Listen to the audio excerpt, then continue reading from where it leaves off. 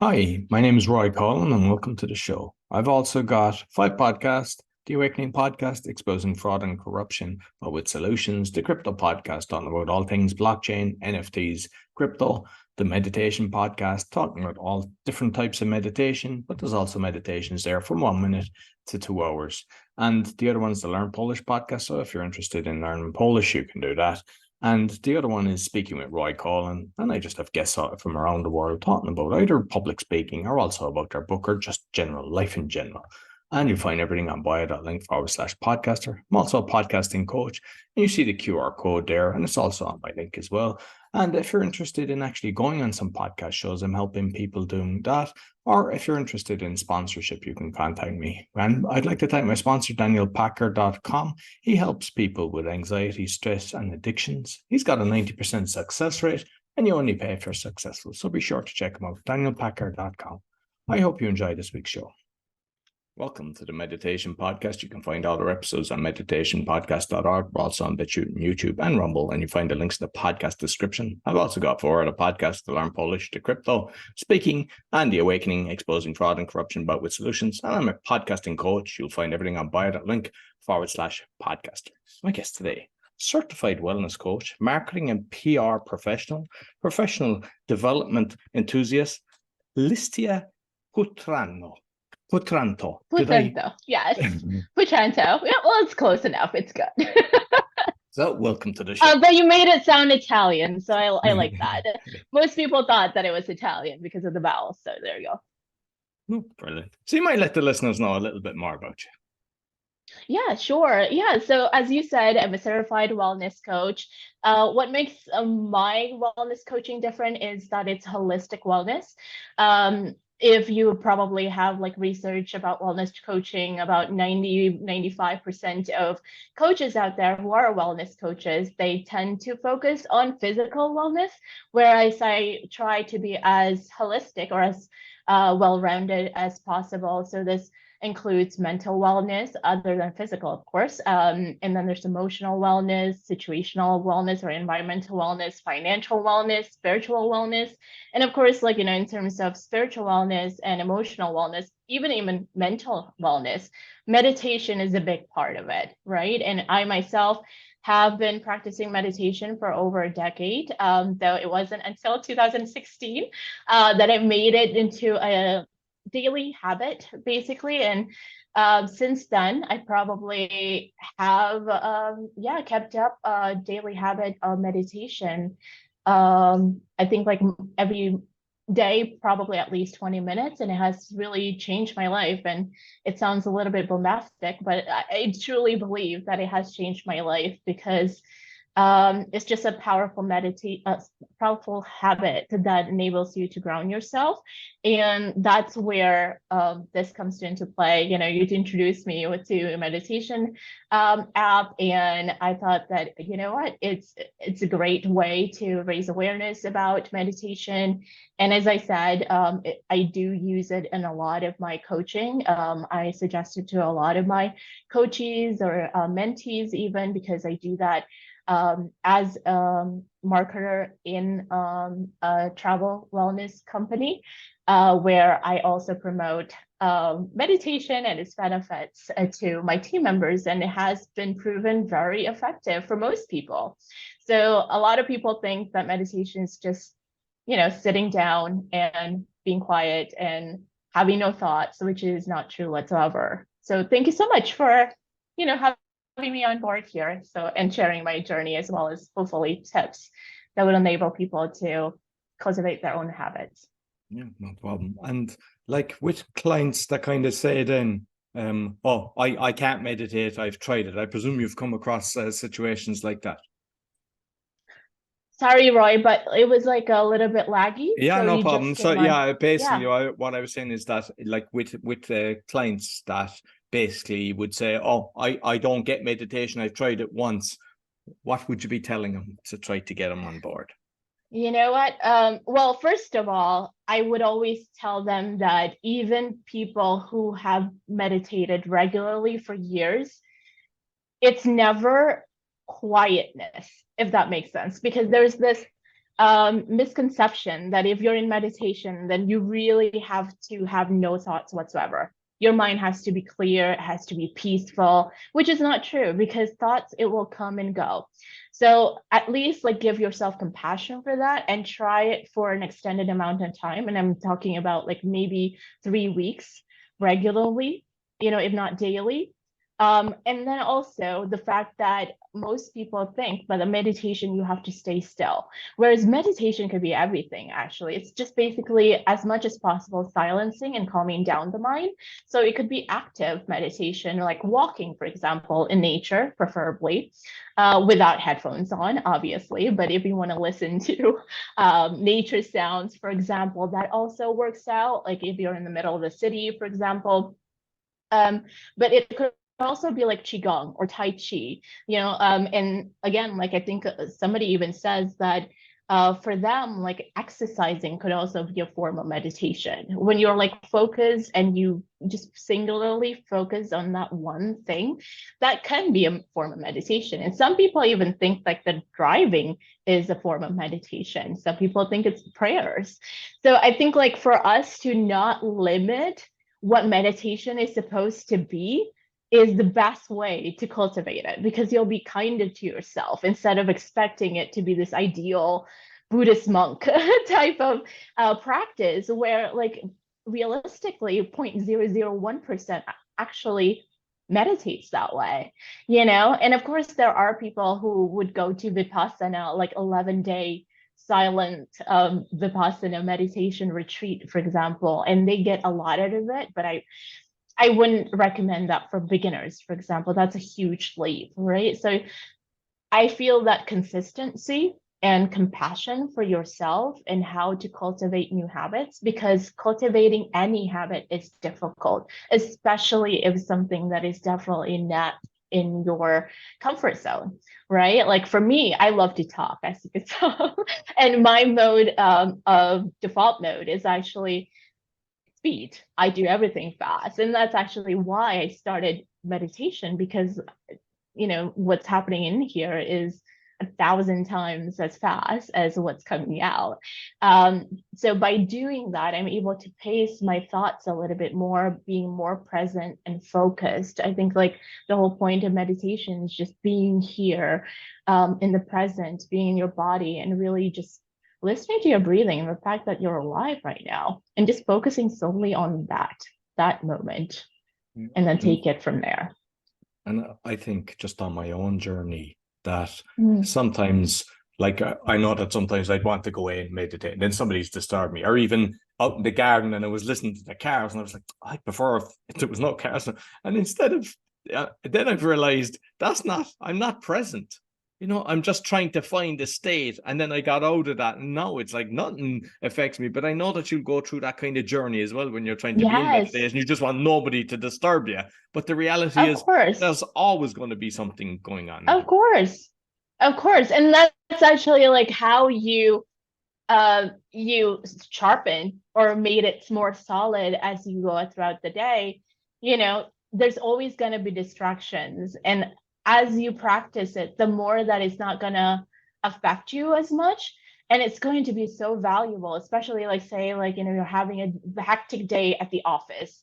It's a really awesome grounding practice that you literally can do anywhere. It doesn't require any tools, and if you're consistent enough, you can actually take like a minute and just be, take your attention back from that hecticness or chaos, and literally be a different person after that minute, because you're coming out of it really like present, and that knowing that you're okay, that no matter what is happening in front of you, you are grounded, because again, like we can't control anything that is happening around us, as much as we want to, like the cats, the weather, or whatever, people usually, you can't control any of that. All we can control is ourselves and how we perceive things and how we react to things, because life is not about like what is happening to you. It's about how you react to it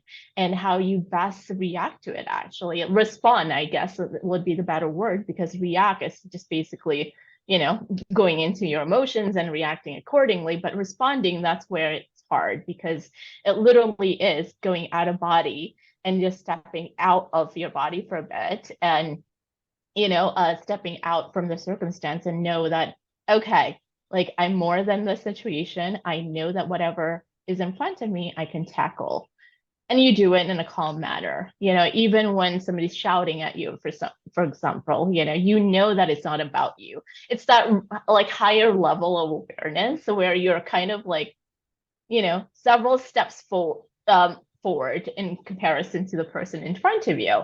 And that usually works out a lot better than if you were to react to the situation, because chances are you're going to escalate it. Either you panic, or you cry, or like you maybe curse back at that person if you're having an altercation. And meditation is, at least in my experience, has really helped me with that, because to be honest, I used to have, well, I still do, I think I just have better in check because of practices such as meditation. I'm able to better ground myself. But yeah, like that quick to react and just tit for tat, for example, if you're in an altercation, it never helps anyone. And more often than not, you always regret what you said or what you did. So yeah, it really is a powerful yet very much accessible and very much universal, because no matter who you are, what age, even kids could do this, even all the elderly, because it doesn't require any tools or physical strength or anything like that. As long as you're still breathing, you can meditate. Exactly. So you've mentioned about kind of helping people with financial as well, like with the coaching and just Yes. talk them through. And I know you have a fantastic blog, but it's like conscious spending as well, because like around the world, everything now, we're being bombarded. It's intentional. I know, just from different things I'm exposing, but everyone's bills are going through the roof. Their interest rates are going through the roof. Their utility bills, the food has gone double and in triple in some situations. So what kind of advice could you give people? Because it's a difficult time for the last few years, and it looks like for the coming years as well. Well, I think finances are a lot of what people struggle with, right? Because we've been told since we were kids, money don't grow on trees. It's hard. You had to work hard for money and all that stuff. But the thing is, we've talked about this before, Roy, everything is energy. And so is money. Because the reality is money is just a piece of paper, right? It's the value that we put into it that makes it valuable.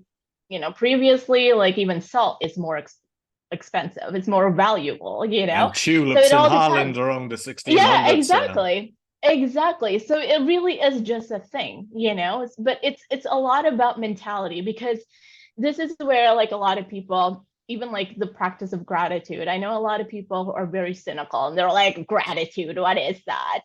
And for me, at least, like that's even when I'm like in a difficult financial situation, there's always something to be grateful for. And in order for us to attract something different, we have to be in a different frequency than we attract that issue, if that makes sense. Because again, everything is energy, right? Even our problems, even as the state of the world. But again, like we can't affect this the what's happening outside of us, but we can certainly do what we can to protect our energy and also elevate our energy. And that's the what I try to help people with, to focus on what we already have instead of focusing so much on the problem. Because when we are able to be in that state of gratitude, we increase our vibrations, our frequency, right? And we're able to think a little bit more clearly, because chances are we know what to do. Our inner guides, our inner self know already what we can do in order for us to better our financial situation and any situation, basically. We already have it within us. So for example, if we overspend in certain areas of our lives, like for example, streaming, maybe we have a lot of subscription. You don't know that until you really take a step back. And again, that takes a level of awareness that you're not in a panic, thinking about like the bills that are coming, but instead you take a step back and then you see, okay, like this is where my situation is, without putting emotions into it, which is the hard part. That's where meditation helps, because when you put emotion into it, again, you react rather than respond. But if you're able to look at, okay, this is what I'm making right now, and this is my my bills for months, for this month, or usually like these are like my spendings for a certain amount of period. And then you see what you can do in order to level it out a little bit. Or maybe like you find ways to increase your income, whether it's to, take up another job, a side hustle, choose a different job, but at the same time, it has to come from an inspired place instead of just taking a job for the sake of the money, because chances are you're going to be miserable. And a lot of the times we always think like, oh, if I make this much money, I'll be okay. That's never true. If you're still in the same mindset, that is, because you're going to spend more than you make each time you make more. Does that make sense? Yeah. So understanding where your habits are, and as you said, conscious spending, like what is it that really I need in this world? What do I value? Again, core values is really important too. Like, do you spend your money most on the things that you value? If you don't know your core values, you're probably just going to be spending for the sake of spending, or what you're spending for the sake of impressing other people, or what society deems as valuable. So for example, you end up like, going out a lot to eat, when in fact, if you cut that down a little bit, you're actually going to save a lot of money, and you're going to be able to set aside a little bit more money each month in comparison than if you were to go out all the time. Does that make sense? Or like, do you really need that upgrade for the next iPhone? Oh, exactly. When literally, do you know what I mean? Like it's keeping up with the Joneses. It's yes, for that, it's like it's immediate gratification, but it doesn't last very long. Stuff don't give us that immediate, that like long lasting gratification. For me, anyways, I'd rather do experiences. And for a lot of the times, they're like relatively inexpensive. Of course, you can have like a splurge in terms of experiences, but they're like, spending time with family, talking, having wholesome conversations, reading, especially nowadays where you can pretty much like get anything, like learn anything at your fingertips for free. You literally could get courses from top universities. Of course, it's nowhere like in terms of prestige in comparison to the actual degree. But you see what I'm saying? Like when you understand what you value most and you are able to take a step back and then really like evaluate, okay, what is it that I'm spending on and what is it that I value most? You're able to cut down those expenses that don't really resonate with you so much. And you'll be surprised as much how much you're spending mindlessly. But when you're, that's a good start, like, conscious spending. And then the next part will be, okay, if I want to save more, get more, what can I do in order to attract that new opportunity that actually resonates with me, as opposed to just leaving a job for the sake of getting more money. Because what good is money if you're miserable? If you have to do something that you don't love.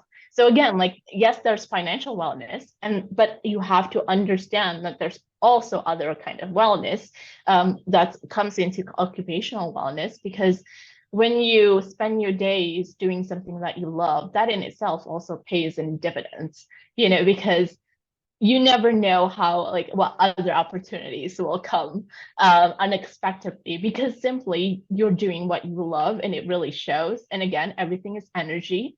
So you're attracting opportunities and usually it's lucrative, if you don't have that limiting beliefs that, oh, I can't be paid for my artwork, for example. You have to also like siphon that out. But for like in my own experience, for example, I took up calligraphy when I was 12, 13 in 8th grade, just for like a hobby, extracurricular activity. when I was like 25 or something like that, I ended up being hired for a world-class gig for the World Expo in Shanghai by the US Protocol uh, team. Essentially, it's a state gala. So I was a calligrapher for them. And it was just so weird to me because I have no credentials whatsoever, and yet that happened. It's very serendipitous. That's what I'm talking about. Like, you have to be in a certain frequency where you're attracting those, and be aware of those opportunities, because when you're chasing something, chances are it's always elusive. You're never, because you're not doing it mindfully. You're not doing it from an inspired place. I hope that answered your questions. No, absolutely. It's a long answer. No, but it's excellent. It's a fantastic answer. And I mean, I've seen Thank you. both sides of the spectrum there, because there's a few friends I've got, and their energy is they just talk, they just do everything for them is just money. But I don't see kind of everything else in their life is actually aligned, that there's a kind of ego and stuff like that. And then on the other side, most people are actually afraid to even talk about it, or just put it on the table and go, I'm spending X, I'm earning Y, what skill set have I got, how can I do it? And like by thinking, because they look at the bill, they just think of lack of, so they attract lack of. Yes, and exactly. It's the mindset. Exactly. It's the abundance mindset versus lack mindset. And a lot of people don't understand that, because like, if thoughts are things, right? It's energy too. And when people say, and we say, like, this has been like thousands of years, maybe like hundreds, okay, maybe I'm like over exaggerating a little bit, but it's been known, the greatest minds already know this, like, your thoughts create your reality. And if you only focus on more like bills and what you don't have, chances are you're going to have more of that in your life, because you're not even seeing the things that you already have. And for me, like, on days where it's a little bit more difficult, because maybe like you're sick or you're getting very little sleep or whatever, and things just seem to be not going your way, the best thing to do is really look at the basics. Like, you've got a bed, you've got a roof over your head, electricity, and running water. When in fact, like, millions of people, hundreds of millions of people in this world don't really have all of those, because what you take for granted, so many people are praying for. Even things like clean water, electricity, internet, it's something that we don't really think about, and that's where gratitude comes in, and the fact that you were just alive. And people think like miracles are these like grandeur things, right? That has to be like, I don't know, like you're seeing a white light and then it opens a portal or something like that. But in fact, like, each one of us are miracles, because like, what are the odds of us being born in this planet when, like, the probability is very small if you think about it. And yet we are. So if we think of ourselves already as miracles, and then miracles is really like in the eye of the beholder too, because there's a lot of miracles actually happening. Like the internet, for example, we don't see it and yet we believe it. All of us, we use it. We don't necessarily understand exactly how electricity works, and yet we are like, okay, we all benefit from it, and we believe in it. Why not believe in the fact that your thoughts create your reality? And that's why, like, the rich get richer and the poor get poorer, and that's a saying. Yes, of course, like, there are, anomalies and there are outliers and whatnot. But for the most part, the reason why we have these like cliches is because for the most part, they're true. Yeah. Brilliant. And I suppose this kind of comes in line as well. It's something else that was in your blog, which I like, but it's kind of because you mentioned that you were traveling a lot, moving places, and I've done the same. And every time it's like, I felt so much better by kind of being minimalistic, kind of reducing things that I don't need. The one thing is the books. I don't feel like getting rid of my books, and I should really. But I think by being minimalistic, you're kind of clearing your space. You're feeling better, which in turn costs you less and gives you more experiences in life with the disposable income that you've got. Exactly. And I think like a lot more people are doing that now. Like they're like selling their house, their apartment, whatever, and then like they're uprooting, going to Thailand, Morocco, whatever that is less expensive in terms of a living cost wise. And they are understanding that like, you know what, it's about the experiences. It's not necessarily, of course, I'm not saying that we shouldn't have houses. Of course we should, and we should. But it all depends on the intention too. Are you just hoarding it for the sake of hoarding it and prestige and competition, or are you really like, oh, I want a really big house because I want to house all of my relatives, or I want to like have a shelter within it or something like that. I think the intention is really important. And yeah, I come to find out, like, of course, like I've had that stage where, you just want the glitz and the glamour and all that stuff. But the thing is, it's like, it's very fleeting. And I think it's important for us to have our own journeys. And I'm very fortunate that I've had my own journey, and I see like a lot of people who are actually affluent, they're not necessarily the happiest, to be honest. Like, I mean, because again, like they're able to attract money, they're able to work on it, but they're not necessarily genuinely happy. Whereas when I was working for a nonprofit organization, and I mean, like these people are not like poor by any means or anything like that. They're expats. But at the same time, they were just like, so I don't know. I was like flabbergasted as to how selfless one could be. And of course, like to a certain amount, you can only give to other people in a healthy manner when you already have enough, right? You can't really, because otherwise you'll be a martyr. And that's not good for anyone, actually. You have to have full cup beforehand. But I was looking at these people and they're actually genuinely happy because they know that they make a difference in this life. And I know, like for me, I try to think about like my life and see like, okay, this is a little bit morbid, but I look at, okay, like if I were in my deathbed, what would I regret? What would I want to my life to be like? What would my life mean is what it is, and I think like if you can inspire the people to do the same and not force them, because I think like the best way to inspire people is to lead by example, because you can hammer down all the the advice and suggestions and preach all you want, but if you can't walk the talk, people are not going to listen to you, at least without being resentful. Because they're just going to think like, oh, but you do this, so what are you talking about? Like you're telling people to do other things when you yourself are essentially being a hypocrite, right? So I try to do my best to lead by example. I don't try to preach, and that's why I love coaching, because everybody has their ways. What works for me does not necessarily works for others. And what we do is we just be this facilitator, or like a sounding board, and asking the right questions so that, as I said, we all actually already know the answer to our problems. We all do.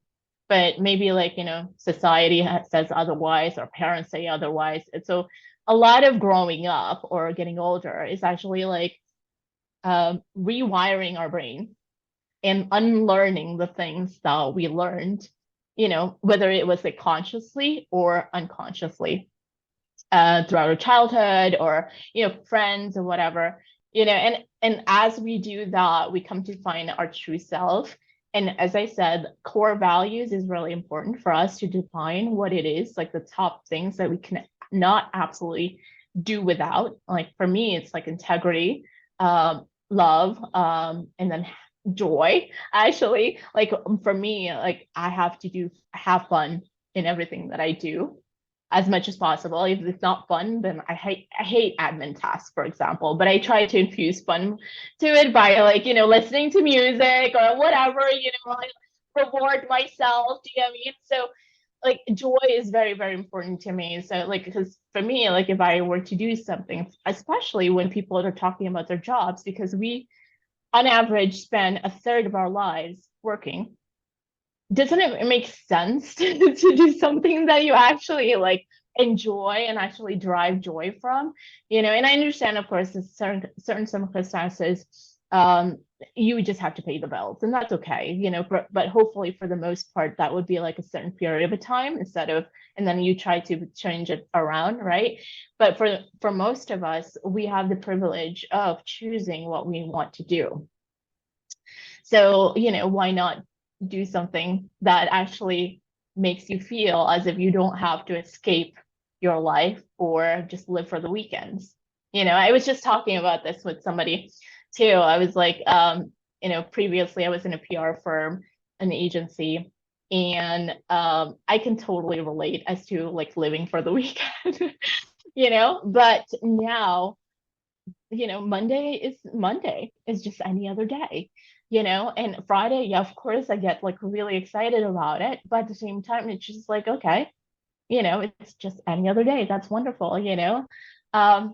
So yeah, I think like that's what it is. Of course, I love to travel. I love to escape. And especially during COVID, when people can't, they have to really look at themselves and they're like, okay, am I doing this out of joy or is it escapism? And I think like one of the things that I like had to really think about is just like, okay, well, I can't really, do a lot right now. What can I do that I can do right now? Because time became abundant, right? Like, for most of us during COVID, that was a valuable thing. I think for me, actually, like I always say that the most valuable thing that I have is my time, because literally, like, you're getting a piece of my life. If you don't think that that is not valuable, like, I mean, not just me, like any human beings here. And I think like time is a level playing field where you can be the pauper or you can be the king of England. Everybody gets 24 hours in a day, not a minute more and not a minute less, but it all depends on what you do with it. And if you treat it as priceless, then it just makes sense that if you spend your days at work, it should be something that you enjoy.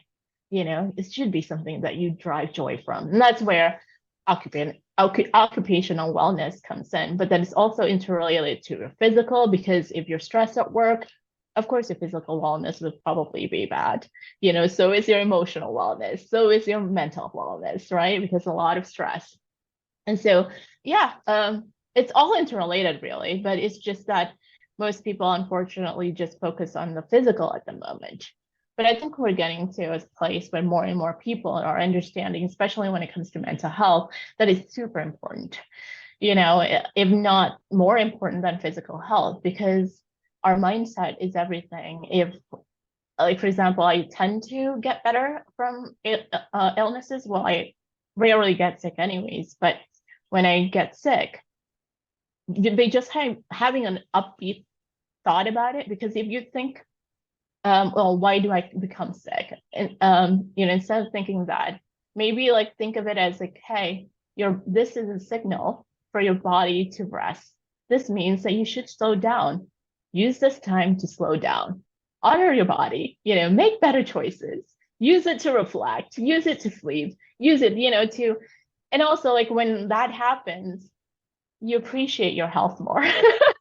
Because like when you're right, like when you're having a cold, for example, and your nose is blocked up and you can't sleep well, oh my gosh, like just breathing from your nose becomes such a gift. You realize that, because like that when you lose something, it's the opportunity to be really grateful about it. It, like, the value of that thing becomes more visible to us, so even the bad things, whatever it is, actually could be a blessing, and it's all how you look at it.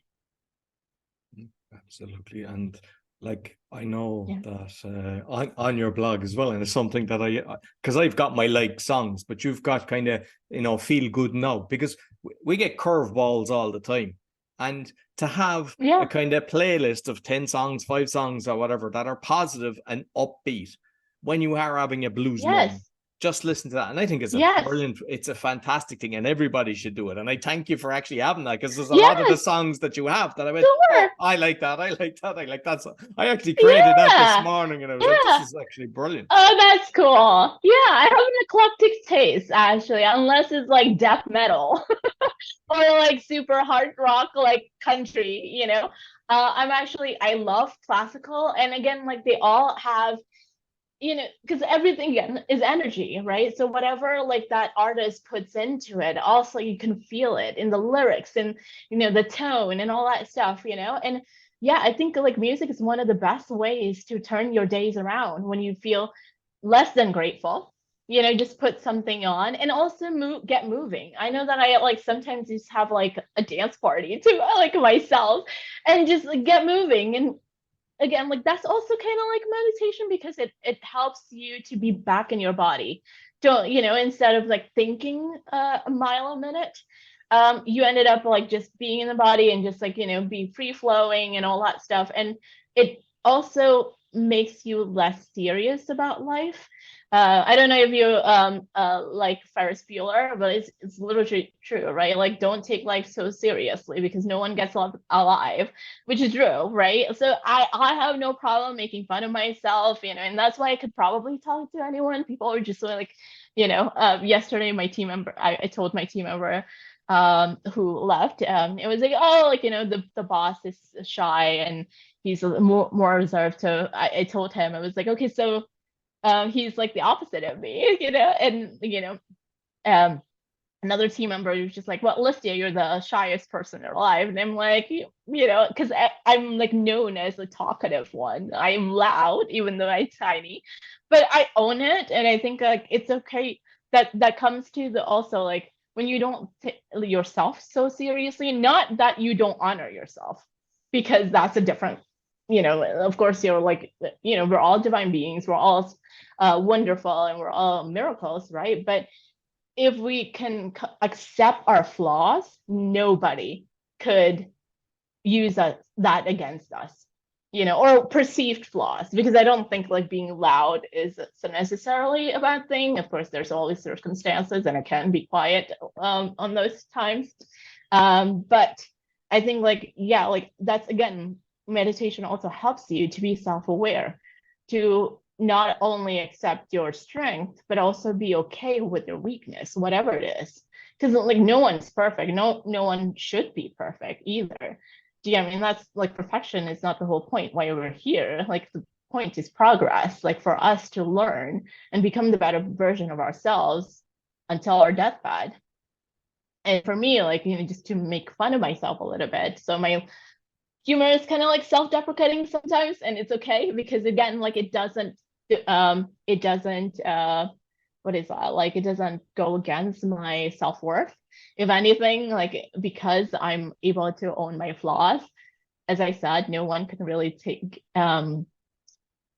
use it against me. But at the same time, hopefully I actually have had people talk to me before that because I do that, they're able to be more accepting of their flaws, because no one's perfect. And and we shouldn't be so hard on ourselves when we make mistakes, like again, like the cultivating meditation habits, like most people are just like, I can't do this after 3 tries, I'm just not good at this, which is not true.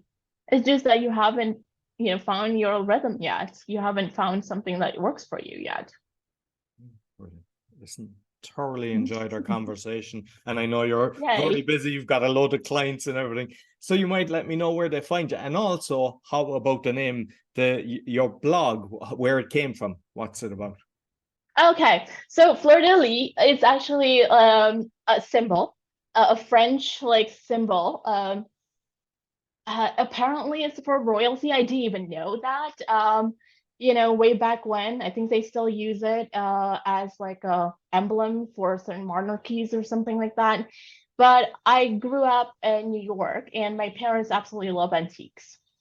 And of course, like, with antiques, there's a lot of those uses of a fleur-de-lis. And I've always been drawn to that like symbol.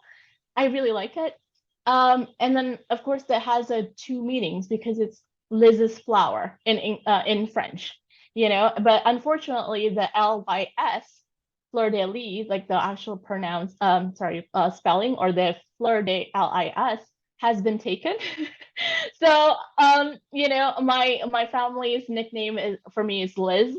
So I was like, okay, I'm just gonna put a Z instead of an S. So that's where it comes from. So there's two meanings, and that's why like the symbol for the coaching business is a fleur-de-lis. But at the same time, it's I love flowers, so you see a lot of flowers on my website as well.